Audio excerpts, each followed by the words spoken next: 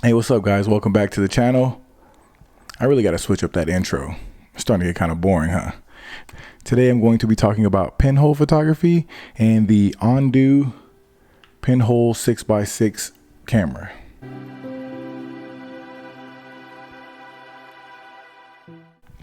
Now, I'm not sure if you guys know what pinhole photography is. Not too many people do unless you are a photographer. So if you're watching this video and you are a photographer, then you probably know what pinhole is. Or even if you're a photographer, maybe you don't know what pinhole is. Today, I'm going to explain that.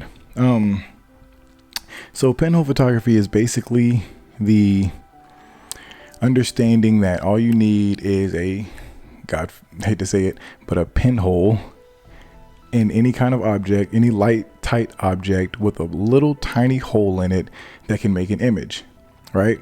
So the concept is pretty much you're just allowing light in through the tiniest of apertures, like f/22, but even smaller. Pretty much the smallest hole you can think of, the size of a pen, not an actual ballpoint pen, but a sewing pen, needle, whatever you want to call it.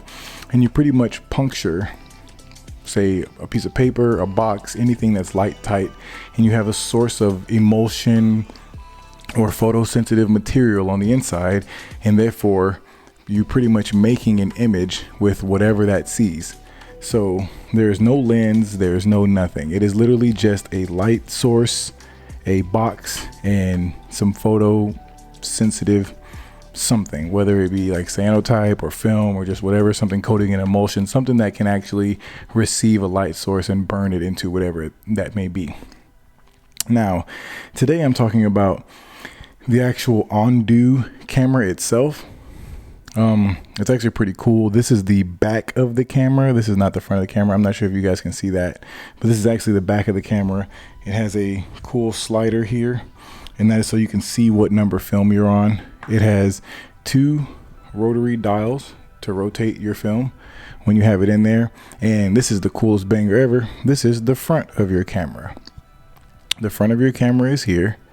What you see on here now is actually a filter ring that is meant to put some sort of red filter, yellow filter, whatever you prefer putting it on. Now, the reason I really like this ONDU camera, and one of the reasons I grabbed it, but because it's completely made of magnets. That's kind of what holds it together. It's a piece of wood that's been manufactured. It's all light tight on the inside, and everything is connected with magnets. This filter lens is through magnets. The shutter is magnetically sound or magnetically functioned, however you want to say it. So if you're taking your image, pretty much what you do is you just open your shutter, and then when you're done, you close your shutter. That's pretty much what it is. There's no actual shutter on this camera. It is literally, you probably won't be able to see it even if I zoom in, but it's literally just a hole, a small hole in this box that allows light into the box and to burn an image in the film. Now, the coolest thing about pinhole photography is that there is no lens. It's literally I won't say the most prehistoric way to make images, but it's like pretty close. Like there's literally nothing. It's almost comparable to that toy camera that I used, but it actually had mechanical functions. This has no mechanical functions whatsoever. You're literally letting light into a box, and that's it. Now, the coolest thing or hardest thing about actual pinhole photography is that you have to do a lot of math. You have to have a lot of reciprocity failure compensations for your film, because it's not like your everyday camera that has a shutter speed of 1/1000th of a second. I mean, you wouldn't be able to physically do that anyway. But since there is no lens, there is no magnification, there's no mirrors, there's no anything, it's just outside light. Depending on the film speed and depending on how much light you have, you're going to have typically longer exposures, typically multiple seconds and up for a regular image. I'd say 90% of images on pinhole are going to be long exposures.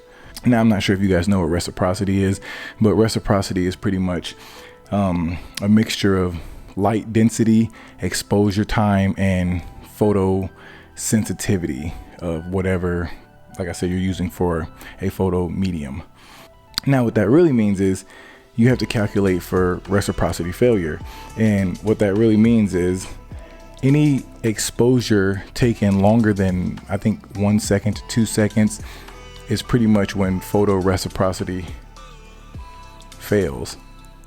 That was a terrible pun, but realistically, that's when photo reciprocity fails. So you have to have some sort of overcompensation for the amount of light or the exposure time. Since we can't overcompensate for the amount of light because it's one fixed aperture size, the only other compensation would be to leave that aperture open for a longer extended period of time.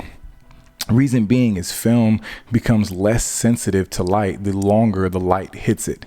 So anything typically past 1 to 2 seconds, you're going to have some sort of compensation for that. So typically, if your shot is for a minute, say you meter it at 1 minute for an exposure, you're probably going to want to expose it for 2 to 3 minutes, depending on the film type you're using and what that reciprocity calculation comes out to be. Now there's apps for it. There's a lot of things. Cool thing about this little ONDU is they sent you a little reciprocity failure like calculation sheet for you. I'm not sure if you guys can see that. Hopefully you guys can see that it zooms in on it or not. I hope it does, but if it doesn't, I'll zoom in for it too. But it's a little calculator that kind of pretty much tells you what your compensation should be for your image, which overall is pretty rad. There are apps you can also download. Most film, if you actually open the inside of the film box on a 120 film, I'm not sure about 35 millimeter.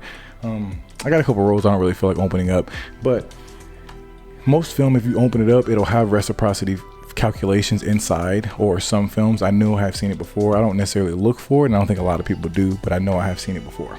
Now let's move on to the camera itself. The ONDU is a camera that I found that has a built-in level on top. Has your tripod mount because every pinhole needs a tripod because of the long exposures. I found it. They do have 6x6, which is what I have, a 6x6. They have a 135 option, a panoramic. They have a 6x17, I think, 6x9. They have 4x5. They even have 8x10, which would be crazy expensive, but it'd probably be really cool to shoot some pinhole 8x10.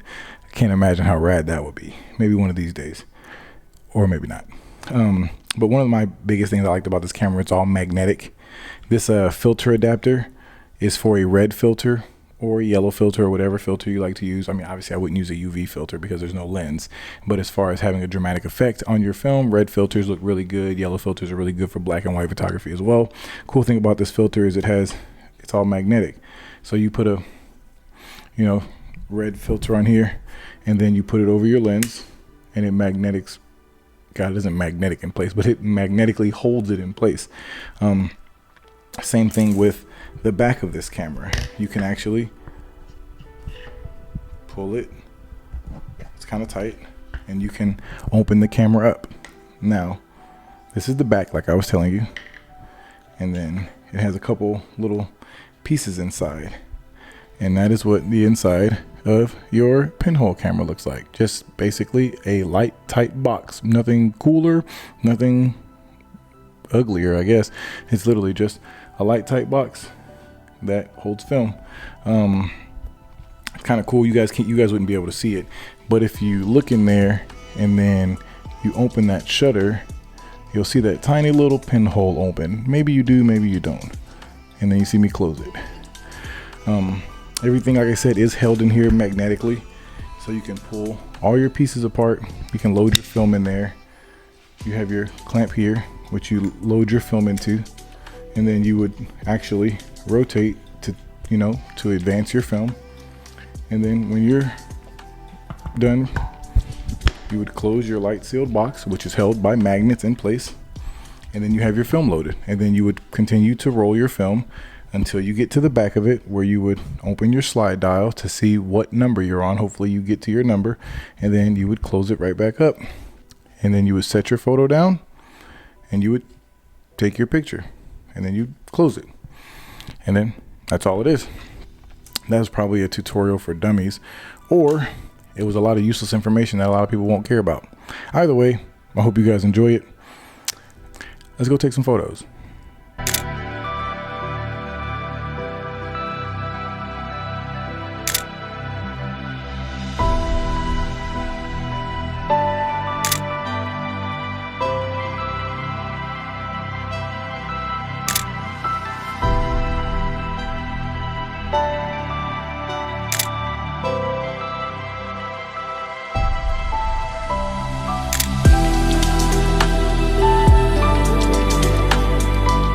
Thank you guys for watching. Like always, please hit that like button. Like it, you know what I mean? Do what you got to do for me. Hold it down. I appreciate the support, the likes, the comments. If you could share this video, if you found it interesting, could you comment? If you hate Pinhole, if you like Pinhole, whatever you think is your thing, I appreciate you guys. And until next time, be easy.